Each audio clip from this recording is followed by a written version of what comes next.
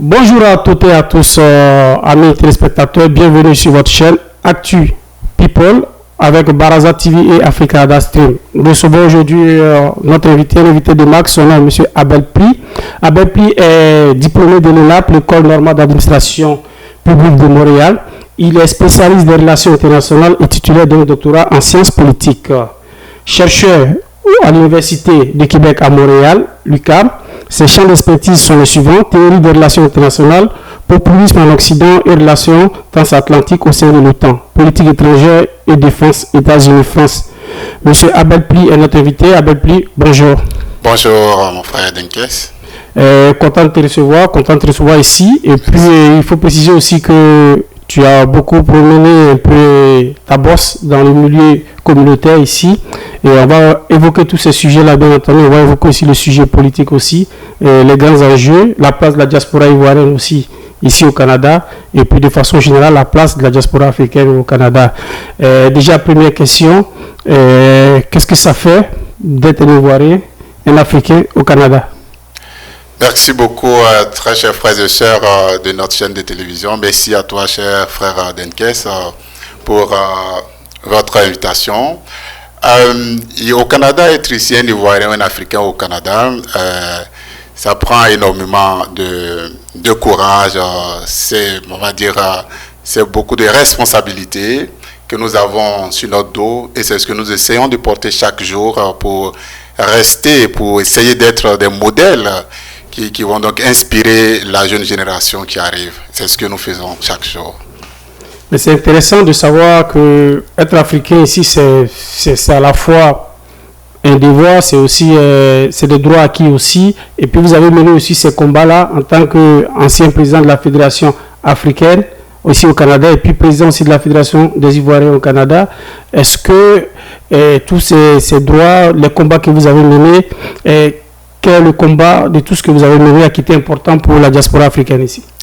Oui, déjà, donc j'ai dirigé ces deux structures-là. La fédération, d'abord la Fédération des associations ivoiriennes du Canada, dont je suis maintenant le président d'honneur, puisque j'ai fini mes deux mandats, aussi président sortant de la diaspora africaine du Canada. Et au niveau des Ivoiriens, ce que nous avons essayé de faire, c'était de regrouper donc ces Ivoiriens qui sont répartis sur l'ensemble du territoire canadien en associations. Donc jusqu'à ce jour, nous avons plus d'une vingtaine d'associations ivoiriennes qui sont regroupées au sein donc de la Fédération des associations ivoiriennes du Canada. Et nous avons su donc structurer nos différentes actions de sorte que lorsque le président de la fédération tient un discours, fait passer une information, c'est l'ensemble des Ivoiriens répartis sur le territoire canadien qui reçoit donc ces informations-là. Et nous travaillons en partenariat avec l'ambassade, avec toutes ces autorités canadiennes également aussi. Et jusqu'à ce jour, tout va bien puisque nous avons su fonder notre crédibilité, et c'est ce qui est important. Il faut être crédible dans ce qu'on dit, et ça dépend également des actions que nous posons, des actions d'envergure. On sait que le Canada, c'est un territoire qui est vaste. On peut comptabiliser 5 à 6 fuseaux horaires. Comment on fait pour fédérer toutes ces associations-là éparpillées à travers ce pays-là? Oui, c'est le défi majeur que nous avons relevé à ce sujet. Donc, je tiens à remercier l'ensemble de mes collaborateurs avec qui nous avons travaillé d'arrache-pied. C'était un travail de fourmi. Donc, je tiens aussi à remercier les membres fondateurs de cette fédération qui ont mené un travail de fourmi, de recensement d'abord de ces Ivoiriens à travers tous les territoires canadiens, qui ont mis en place une base de données. Et c'est sur cette base de données que nous avons pu mettre en place les éléments fondamentaux de la fédération. Et les associations préexistent déjà donc à la fédération. Donc c'est sur la base de ces associations que nous avons fondé la fédération qui regroupe donc l'ensemble des associations. De l'association des Ivoiriens, du président de l'association des Ivoiriens, vous êtes passé à président de la Fédération des associations africaines au Canada, la FAC. C'était quoi l'objectif derrière ça? Comme le disaient plusieurs amis, que j'ai franchi un pan dans cette communauté, effectivement, donc étant président des Ivoiriens du Canada, nous avons travaillé. Nous avons posé des actions concrètes, nous avons mis en place des programmes pour les Ivoiriens du Canada. Et c'est à travers ces actions que nous avons posées que les anciens responsables de la Fédération africaine du Canada nous ont contactés, dont je parle de ma personne, pour dire que vous avez su structurer la Fédération des Ivoiriens, vous avez su organiser les Ivoiriens, donc nous pensons que vous avez là des bagages nécessaires pour nous servir au niveau de la communauté africaine. Et c'est ce que nous avons fait. Et donc la Fédération africaine et Association du Canada, c'est une nouvelle structure que nous avons mis en place il y a de cela maintenant deux ans. Donc j'étais le premier président de cette structure avec un conseil d'administration et une direction générale. Et là-dessus aussi, nous avons aussi, avec une belle équipe, structuré également la communauté donc africaine, et c'est ce qui continue aujourd'hui. Donc nous avons pu faire asseoir des structures crédibles qui continuent d'exister aujourd'hui. La communauté existe, la structure existe, les associations existent. C'est quoi réellement maintenant la mission? Qu'est-ce qu'il reste à mener comme chantier pour véritablement donner de l'impact à la fois économique, politique aux Africains ici au Canada? Les défis sont nombreux. Il y a déjà le défi d'intégration parce que quand les Ivoiriens ou les Africains arrivent ici, la plupart sont des personnes, diplômées, des personnes, on va dire, des personnes qui sont bien éduquées. Et quand ils arrivent, ils sont déjà confrontés au problème de reconnaissance de reconnaissance des diplômes, de reconnaissance des acquis, de l'expérience et tout. Donc il y a ce premier défi qui est là. Le deuxième défi, c'est aussi le changement climatique parce que la plupart, nous venons des pays francophones et nous avons le climat qui est un climat tropical et on affronte déjà le froid ici. Il y a aussi la barrière linguistique qui est là, et donc le français versus l'anglais. Donc, c'est tous ces défis-là déjà.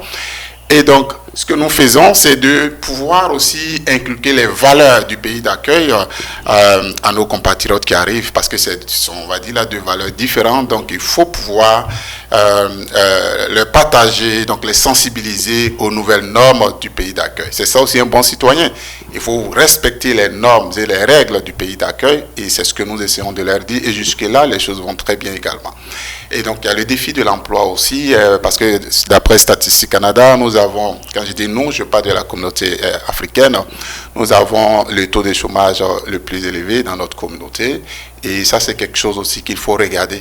Il faut regarder aussi et en parler avec les autorités, et aussi ne pas négliger également le comportement de nos compatriotes. Qu'est-ce qu'il faut faire également pour aller à la recherche d'emploi, comment est-ce qu'il faut rédiger les CV. Donc, il y a tout cela que nous regardons, et c'est ce qui nous tient à cœur, parce qu'il faut aider nos compatriotes à s'intégrer véritablement. Vous parlez d'intégration, c'est quelque chose qui est assez important ici, et puis on évoque ça souvent, mais on a le sentiment quand on fait les manchettes, quand on lit la lune des journaux ici, qu'ils soient les journaux ici au Québec, au Canada, c'est un peu comme si la communauté africaine faisait uniquement que les faits divers. Et récemment, on a parlé de la disparition de plusieurs jeunes ici, notamment une fille de la communauté congolaise et puis un autre jeune de la communauté ivoirienne, souvent victimes on découvre les corps plus tard, ils disparaissent et puis décèdent. C'est quoi votre impact? Est-ce que vous avez saisi les autorités compétentes? C'est quoi votre mission pour qu'on puisse faire la lumière sur ces pertes en vie humaine? Oui, c'est des faits très sensibles et tragiques et très dramatiques, parce que ces jeunes gens qui viennent étudier ici quittent leur pays d'origine et puis laissent derrière eux des parents qui sont soucieux, des parents pour la plupart qui sont fiers de savoir que leurs enfants sont au Canada pour faire des études et puis retourner plus tard pour être la fierté non seulement de la famille mais la fierté du pays en question. Et lorsqu'à la place de bonnes nouvelles, de diplômés, quand on découvre qu'on apprend que c'est des nouvelles, des décès, des nouvelles tragiques, effectivement, ça fend le cœur. L'une des nouvelles qui nous a vraiment choqué, c'est la disparition de la jeune fille Alexandra à Trois-Rivières, qui a choqué toute la communauté. Donc, j'étais encore à la place à la tête de la fac, la diaspora africaine. Nous avons organisé des marches à Montréal, et des marches qui ont fait grand bruit parce que des autorités nous ont rejoints et nous avons souhaité avoir la lumière sur les faits. Nous avons fait venir aussi la maman de la fille qui est arrivée ici grâce à l'ambassade du Congo ici. Donc on l'a reçu, donc nous avons fait ce que nous pouvions de sorte à toucher les autorités pour que la lumière soit faite. Mais comme vous savez, En matière d'enquête judiciaire, les domaines sont sensibles, on n'a pas ces compétences, on contacte la police, mais chacun a son domaine d'expertise, son domaine de compétences, donc ça reste dans les mains de la justice et de la police aussi. Mais nous faisons ce qui est en notre pouvoir, ce que nous pouvons faire, c'est de marcher, de réclamer la justice. Vous avez parlé aussi d'autres cas d'Ivoiriens, effectivement, mais ils sont nombreux, hein, ces gens de nouvelles qui nous accablent, qui nous attristent énormément. Donc, c'est toujours le même processus de demander l'enquête, que la lumière soit faite là-dessus, mais jusque-là, on n'a pas encore eu de nouvelles, mais nous restons optimistes, nous faisons confiance aux autorités québécoises et canadiennes à ce que les faits soient vraiment élucidés pour ne serait-ce qu'apaiser le cœur des familles qui sont meurtries, à qui nous présentons aussi encore une fois nos condoléances les plus sincères. Et là-dessus, on tient à sensibiliser nos jeunes gens, des étudiants qui arrivent ici, à faire très très attention parce que le Canada n'est pas l'Afrique et les modes de vie diffèrent et c'est vraiment ce que nous leur demandons, de rester aussi en communauté, de nous contacter très souvent. Absolument. Et puis un autre sujet aussi qui vient à la une des journaux ici, c'est le cas d'un jeune Ivoirien. On ne sait pas véritablement s'il est Ivoirien, s'il est Libérien. On sait que ça a créé des problèmes entre l'ambassade de Côte d'Ivoire ici et puis les autorités canadiennes ici. C'est quoi? On a le sentiment, vous en tant que président d'honneur de l'association des Ivoiriens ici, vous avez le sentiment que la Côte d'Ivoire est toujours pointée du doigt. Qu'est-ce qui explique cela et pourquoi est-ce que on a le nom de la Côte d'Ivoire qui est mêlé à pas mal de faits divers dans ce sens-là? Oui, effectivement, ce que vous dites est très pertinent parce que de notre côté, nous, communauté ivoirienne et africaine, nous, ce que nous tenons comme discours chaque jour, c'est que il faut être les meilleurs ambassadeurs. Nous devons être des ambassadeurs de nos pays respectifs. Donc, être un ambassadeur, c'est servir de modèle. C'est ce que nous faisons chaque jour, c'est ce que nous interpellons, c'est ce que nous disons dans nos discours quotidiens. Et lorsque la Côte d'Ivoire est citée, pas parce qu'un de ses fils a été diplômé ou une de ses filles a été diplômée, mais dans des faits qui n'honorent pas notre communauté, évidemment, ça ne nous sied pas, ça nous accable. Mais sur le fait du monsieur qui est d'après, donc notre ambassade a produit un communiqué là-dessus, donc c'est le communiqué officiel que nous retenons. Notre ambassade a dit que ce n'était pas ivoirien, qu'il était libérien, que ce n'était pas un ivoirien. Donc, mais moi, ce que je retiens, c'est qu'il s'agit d'un Africain. C'est ce qui est plus important pour moi. Donc, nous ne rentrons pas vraiment dans les questions de nationalité, parce qu'on parle ici du langage africain, du langage afro. Donc, il reste un Africain, mais ce n'est pas des situations que nous encourageons et nous interpellons encore une fois nos frères à s'inscrire du bon côté de l'histoire.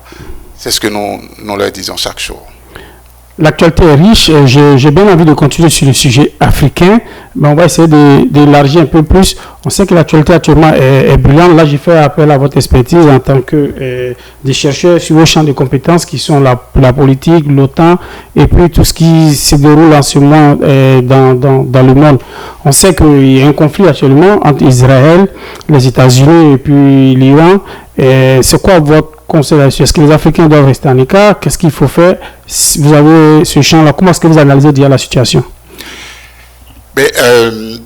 Donc, en tant que spécialiste des relations internationales, il est certain qu'on se demande si l'équilibre de paix, est-ce qu'on va l'observer pendant longtemps encore? Parce que les grandes puissances, les deux grandes puissances d'aujourd'hui, qui sont la Russie et puis les États-Unis, sont engagés dans des guerres. La Russie, depuis février 2022, est en guerre contre l'Ukraine. Et on vient de voir, il y a donc exactement 6 jours de cela, que les États-Unis sont engagés aussi contre l'Iran, avec, on va dire, l'Israël également. Alors, donc, la question qu'on se pose, c'est est-ce que finalement, nos superpuissances qui sont censées maintenir l'équilibre international, donc à travers la sécurité internationale, est-ce que ces puissances-là, en s'engageant dans ces types de guerres, est-ce qu'elles participent réellement au maintien de la paix et à la sécurité internationale? Quand on parle de l'Ukraine, Russie-Ukraine, on a vu que toutes les nations européennes sont engagées dans ce conflit, avec aussi les États-Unis.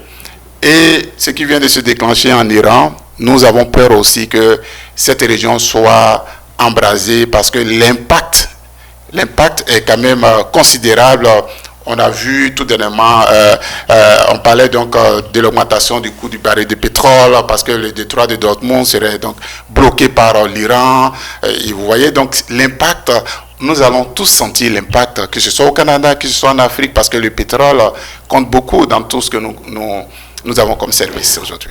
Mais ça, c'est sûr qu'il y a un impact économique majeur qui va toucher à peu près toutes les communautés à travers le monde entier. Le baril du pétrole, ça fait peur. Donc, un impact qui ça peut monter jusqu'à $150 le baril. La question fondamentale qui, en tant qu'Africain, qui nous concerne, c'est de dire quelle est la place de l'Afrique dans ce monde, quelle est notre voie, quel est le conseil, qu'est-ce qu'on doit suivre comme voie de chemin. Est-ce que là, jusqu'à présent, toutes les autorités africaines sont silencieuses, il y a un silence partout, que ce soit du côté de l'Union africaine, de la CEDEAO, même des États. Est-ce que c'est le bon chemin? Oui, une très bonne question. L'Afrique aujourd'hui, on pourrait dire que l'Afrique est plus engagé vers la voie sur la voie de développement, sur la voie économique, sur la voie de partenariat d'égal à égal. Donc on dirait qu'aujourd'hui, est-ce que l'Afrique doit penser vraiment aujourd'hui à contribuer à une quelconque guerre? Parce que la priorité de l'Afrique aujourd'hui, lorsque nous regardons, c'est donc le développement, c'est donc tout ce qui concerne l'économie, et c'est ce que nous avons essayé de faire également, parce que le Canada, même aujourd'hui, se tourne aujourd'hui vers l'Afrique aussi, pour signer des partenariats avec plusieurs pays d'Afrique, des partenariats gagnant-gagnant. Donc jusqu'à présent, c'est cette voie que, de mon point de vue en tant que spécialiste, que nous devons suivre. Et s'il y a un appel à lancer qui viendrait de l'Afrique, c'est un appel à l'apaisement, à la retenue de toutes les parties, que ce soit en Russie, que ce soit en Ukraine, que ce soit aux États-Unis, en Israël, en passant par l'Iran. C'est un appel à l'apaisement parce que l'impact est palpable et nous subissons tous cette guerre-là. Même si nous n'y participons pas, nous subissons en termes de coûts économiques. Mais il faut appeler à la paix. Il faut aussi... on a un organisme qui a été mis en place, depuis la Deuxième Guerre mondiale, qui est l'ONU, donc l'Organisation des Nations Unies. Nous avons le Conseil de sécurité. Donc je suis aussi étonné du mutisme de ce Conseil de sécurité qui ne prend aucune résolution, qui ne joue pas réellement son rôle. Est-ce qu'on va assister aussi à la mort du Conseil de sécurité, comme ça a été le cas de la SDN, la Société des Nations, qui n'a pas pu empêcher la Première Guerre mondiale? Donc nous sommes vraiment dans dans un contexte géopolitique très mouvementé, où effectivement nous, en tant que spécialistes des relations internationales, nous sommes très sollicités parce que ça nous donne beaucoup de sujets à débattre et même si on aimerait voir la paix, on aimerait appeler à l'apaisement de tous ces partis, mais nous restons confiants que nous allons certainement avoir une issue heureuse. Justement, comme dirait le Premier ministre canadien Mark Carney, si on n'est pas à la table, c'est qu'on est au menu. Voilà, je pense que les Africains devraient travailler plus, être autour de la table également, et puis faire attendre leur voix. Maintenant, je vais vous interpeller maintenant sur votre engagement en communauté aussi. Et puis, on sait que vous êtes président fondateur du groupe d'investissement Ivoire Confiance du Canada. Et puis, c'est quoi la place de ce groupe-là ici au Canada? Oui, donc c'est une autre structure que nous avons mis en place, que j'ai mis en place avec des amis, donc le groupe d'investissement Ivoire Confiance du Canada. Donc je disais tout à l'heure que aujourd'hui la préoccupation réelle de l'Afrique, de mon point de vue, c'est l'économie, c'est le développement. Et le Canada qui est un pays continent, nous sommes dans ce pays-là, donc je pense que c'est une chance pour nous de saisir les opportunités. Alors, ce que nous avons pensé pour mettre en place ce groupe-là, c'est de servir de pont entre l'Afrique et le Canada en matière de développement et d'investissement. Donc de dire que nous sommes ici, mais nous n'oublions pas notre mère patrie, notre continent qui est l'Afrique. L'Afrique nous a tout donné, nous ne devons pas l'oublier. Donc l'appel que je lance aussi, c'est à l'endroit de tous mes compatriotes africains de dire qu'il faut investir chez nous. Nous sommes ici, chez nous aussi, mais nous ne devons pas oublier l'Afrique. Et donc cette structure-là joue ce rôle de pont entre le Canada et l'Afrique. Donc investir en Côte d'Ivoire, investir en Afrique, et tout en prenant ce qui est bien ici, mais investir également aussi au Canada. Donc c'est le nom groupe d'investissement. Et puis c'est un groupe d'investissement qui incite à investir en Afrique, en Côte d'Ivoire. Et de façon générale, on sait que la diaspora apporte beaucoup à nos pays d'origine. C'est beaucoup de millions de dollars qui sont transférés aux parents. Donc on joue un rôle plus ou moins social. On remplace la plupart du temps l'État même d'ailleurs. Est-ce que ces diasporas-là sont connectées entre elles, ceux de l'Amérique, Amérique du Nord, Amérique latine, de l'Europe? Est-ce qu'il existe ce pont-là entre différentes diasporas pour voir comment structurer un peu l'apport et le pouvoir de la diaspora vers les pays d'origine? Oui, ça c'est un très bon point. C'est aussi l'un de nos chantiers, la coordination de toutes ces diasporas. Nous avons commencé déjà avec la Côte d'Ivoire de dire que ici au Canada, nous avons une diaspora qui est bien structurée. Diaspora ivoirienne avec la FEC et tout. La diaspora africaine également. Mais au niveau de la Côte d'Ivoire, est-ce qu'on peut connecter la diaspora ivoirienne en France versus dans d'autres pays d'Europe? Donc, j'avais commencé ce travail avec des amis parce que il s'agissait de mettre en place aussi une fédération des associations ivoiriennes de la France et les connecter ou la connecter avec la FEC et faire ce travail avec ceux des États-Unis également. Mais c'est un chantier qui est énorme et puis c'est beaucoup de défis. Et donc, le travail est toujours en cours. Là-dessus, c'est la même chose pour l'Afrique. Mais si nous parvenons à le faire déjà, je pense que ça va être un gain parce que nous voulons une diaspora qui est active. Nous ne voulons pas des passagers clandestins. Il faut une diaspora qui contribue réellement au développement de l'Afrique. Et puis c'est intéressant de voir qu'il y a autant de chantiers qui portent sur la diaspora, sur la place de la diaspora, non seulement au Canada, en Occident, en Amérique du Nord, un peu partout. Et puis cette diaspora-là, elle a sa place à jouer toujours au sein de la communauté. Et puis nous saluons déjà ce que vous avez fait, vous avez accompli au sein de la diaspora ivoirienne et africaine. Et puis on va terminer sur un dernier sujet, c'est que quels sont, selon vous, les chantiers qui restent à finaliser pour que cette diaspora-là occupe réellement toute sa place ici? Merci mon cher frère Denkes. Au niveau de la Côte d'Ivoire, lorsque nous avons reçu, je pense qu'il y a 2 ans de cela, en juillet 2024, la présidente du Sénat de la Côte d'Ivoire, Madame Kandia Camara, merci beaucoup. Et puis l'ancien président de l'Assemblée nationale, donc le PAN Adama Bitogo. Donc on avait reçu à la fois ces 2 hautes personnalités de notre pays ici. C'était en juillet 2024.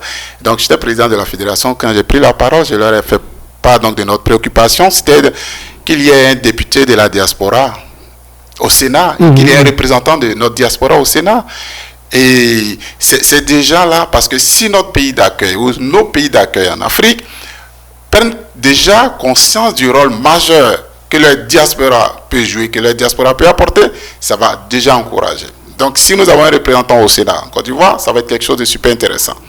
Et nous, à notre niveau ici, nous sommes très motivés, nous tenons ces discours de retour, mais les structures doivent être mises en place et nous devons sentir que réellement, on a besoin de nous dans notre pays. Dans nos pays ou dans notre pays pour pouvoir accomplir ces devoirs-là. Merci infiniment, M. Abel Pli. C'est sur ces notes d'espoir que nous allons terminer cette entrevue. Merci d'avoir répondu à notre invitation. Je rappelle que vous êtes l'ancien président de la Fédération africaine des associations du Canada et l'ancien président également des associations ivoiriennes au Canada. Et je termine pour dire que vous êtes également docteur en sciences politiques, diplômé de l'ENAP, l'école normale de l'administration publique, spécialiste des relations internationales. Merci M. Abel Pli, merci d'avoir répondu à notre invitation. Cher public, merci à vous, merci de nous suivre sur Actu People, de nous suivre également sur Africa Dastru et Baraza Media TV. Merci et puis on se donne rendez-vous à très bientôt avec un autre invité. Merci, au revoir.